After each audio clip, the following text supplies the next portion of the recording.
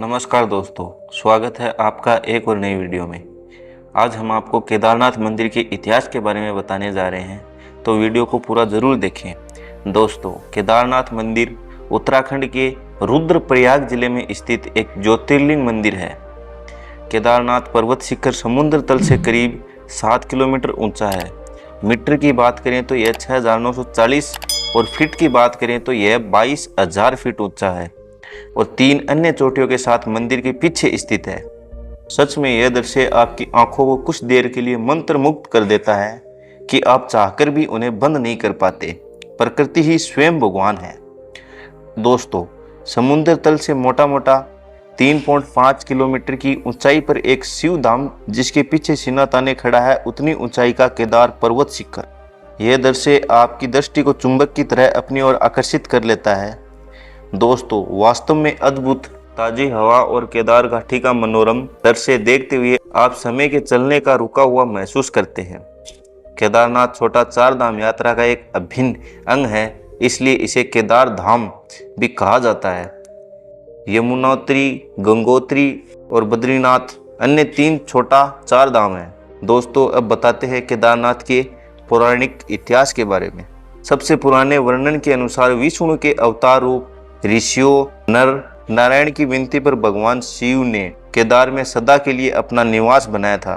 महाकाव्य महाभारत के अनुसार पांडवों ने महाभारत युद्ध से विजय प्राप्त करने के पश्चात अपने ही भाई बंधुओं की हत्या करने की आत्मग्लानि से पीड़ित होकर महर्षि व्यास जी से उपाय पूछा, तो उन्होंने पांडवों को शिव की शरण में जाने को कहा। पांडवों ने शिव से मुक्ति की कामना की, किंतु भगवान शिव उन्हें दर्शन देने हेतु इच्छुक न थे। शिव ने पांडवों को केदार की ओर आने की सूचना मिलते ही वे वहीं केदारनाथ में ही जानवरों के एक झुंड में बैल के रूप में छिप गए और सिर की ओर से भूमि में जाने लगे। तब पांडवों में भीम ने बैल की पूंछ पकड़कर उसे रोक लिया और शिव जी को उन्हें दर्शन देकर आशीर्वाद देना पड़ा।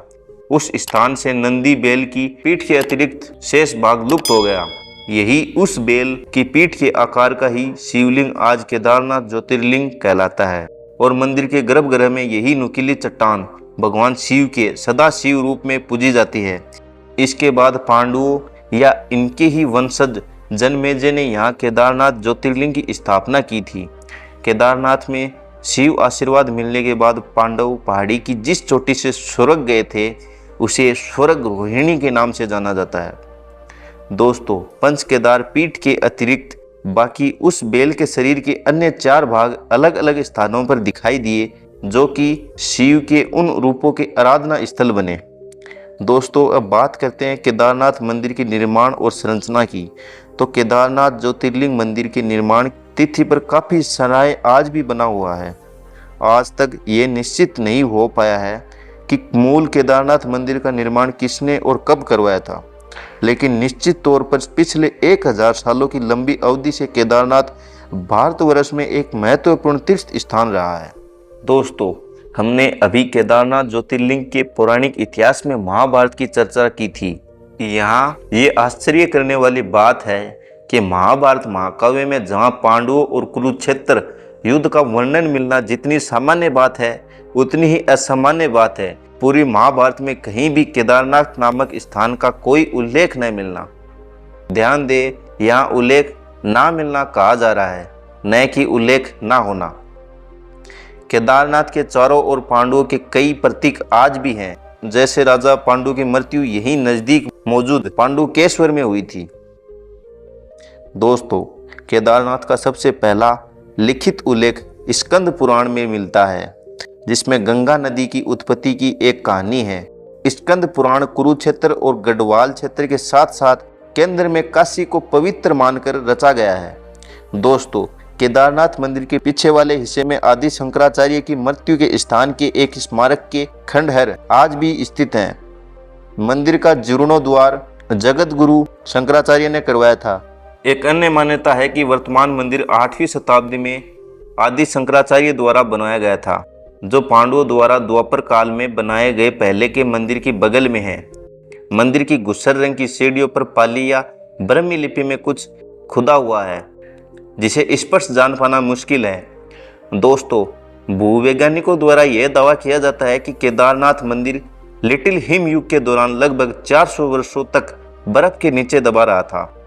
इन सब साक्ष्यों के अध्ययन से हम ये कह सकते हैं कि केदारनाथ ज्योतिर्लिंग की स्थापना महाभारत काल में पांडवों ने आज से लगभग 5500 साल पहले यानी 3500 से 3600 ईसा पूर्व के बीच में की थी। फिर 8वीं सदी में आदि शंकराचार्य ने इसका जीर्णोद्धार किया। तत्पश्चात 10वीं सदी में मालवा के राजा भोज ने इसका पुनर्निर्माण करवाया। उसके बाद गढ़वाल राज्य के अंतर्गत इसके लिए कार्य होते रहे। दोस्तों, अब बात करते हैं केदारनाथ मंदिर की वास्तुकला और शिल्पकला की। केदारनाथ में पीठासीन प्रतिमा एक पाषाण से बने हुए 3D त्रिभुज आकार के लिंग की है, जिसकी परिधि 3.6 मीटर और उतनी ही ऊंचाई के साथ अनियमित आकार की है। मंदिर के सामने एक छोटा स्तंभ मंडप है, जिसमें पार्वती और 5 पांडव राजकुमारों के चित्र बने हुए हैं। कलियुरी शैली में बना यह ज्योतिर्लिंग धाम और मंदिर 3 तरफ पहाड़ों से घिरा हुआ है। एक तरफ करीब 22,000 फुट ऊंचा केदारनाथ, दूसरी तरफ 21,600 फीट ऊंचा खर्च कुंड और तीसरी तरफ 22,700 फुट ऊंचा भरत कुंड।